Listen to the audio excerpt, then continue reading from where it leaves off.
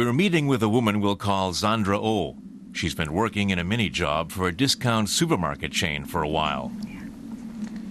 She wants to remain anonymous because she's afraid of losing her job. I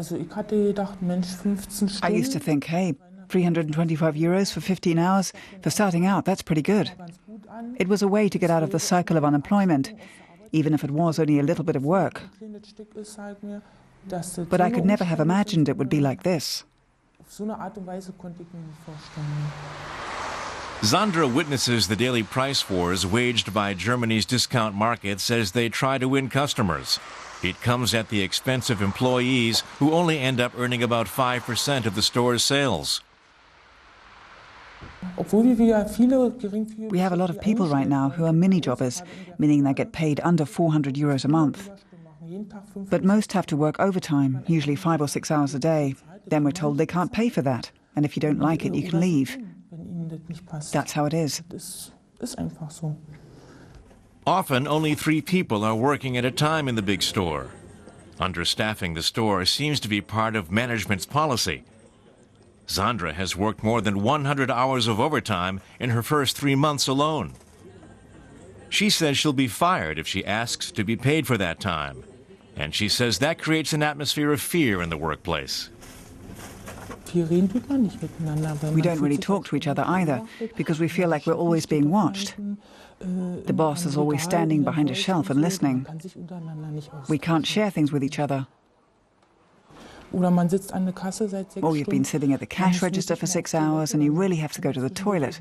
You can't drink anything during the day because then you'd have to go to the toilet. And you can't call someone to cover for you because all the registers are in operation. I just can't go on like this. It's impossible for me.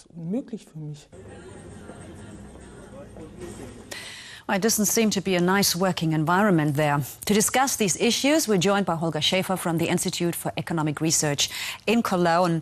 Well, what we've just seen there, would you say that this is an exception, or is this everyday reality for many job workers here in Germany? Well, I don't know, but I think there are measures of the law to combat these forms of conditions on the workplace. So I think there's something we can do about this with our current framework of law. But this lady in particular, she didn't seem to know about these measures of law. Do you think that counseling or that there's just not enough advice given to people in that position? Well, of course, you can seek advice from lawyers or from unions or other institutions. Well, I should think a woman in position would not take a lawyer. Let's just take... It probably is highly unlikely that you yourself would ever get into such a situation, but let's just say you would lose your job and eventually you would have to face the Hartz IV perspective, that scheme. Is that something that would worry you? Well, I certainly wouldn't work without pay.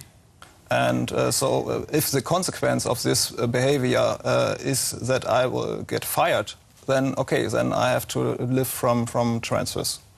Now, is this something, what we've seen, is that what the legislators had in mind when they introduced Hartz IV?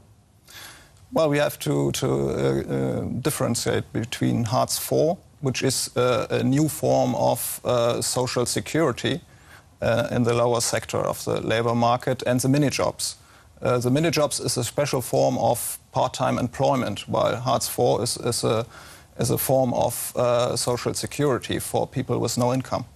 But it also, mini-jobs are part of it, and mini-jobs, as I understand, were also introduced in order to give people a chance to get back into full-time labor, to get a proper job. But right now it looks like Hartz IV, or the mini-job scheme, was introduced to deliver cheap labor to employers rather than helping the unemployed to get back into a regular job. So here's more from Sandra O and her problems. 325 euros a month is hardly enough to get by in Germany. Sandra O has to go to the welfare office for a little assistance to supplement her income. Her employer hires mini-jobbers almost exclusively. They receive under 400 euros a month and are exempt from tax and social security payments. It's cheap labor for the supermarket chain, which pays next to no social insurance costs. Even so, the German government supports marginal employment, considering it a stepping stone to regular work.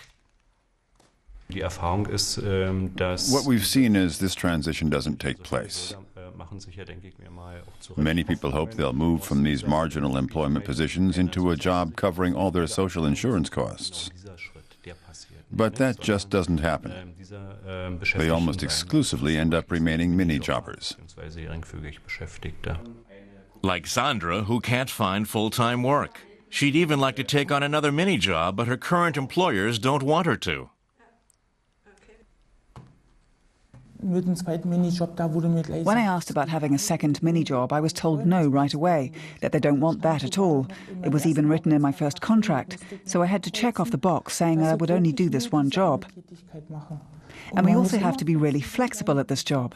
We have to be able to do morning and evening shifts, sometimes even work the whole day. It's a nightmare. But if Sandra Oh quits her job, she also risks losing the government assistance she does receive.